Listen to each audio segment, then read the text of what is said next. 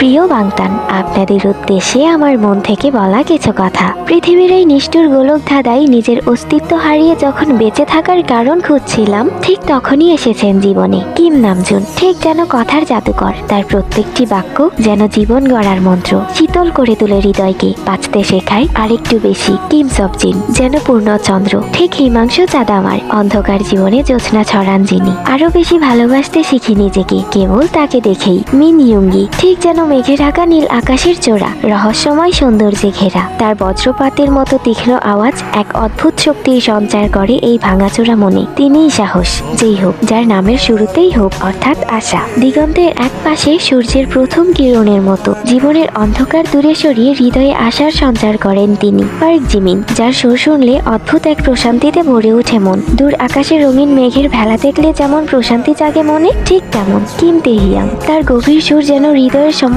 সংশয় দূরে ঠেলে দিয়ে নিজেকে নিজের মুখোমুখি হতে শেখায়, হাত ধরে দাঁড় করায় নিজেকে নিজের সামনে। জিওন জংকুক ঠিক যেন বয়ে চলা নদীর মতো, তার কাছ থেকেই শিখি থেমে গেলে চলবে না, স্বপ্ন পূরণের পথে নিজেকেই নিজের পথ তৈরি করে নিতে হবে। জীবনে আসার জন্য অসংখ্য ধন্যবাদ বাংতান। ভালোবাসতাম, ভালোবাসি এবং সারা জীবন এভাবেই ভালোবেসে যাব।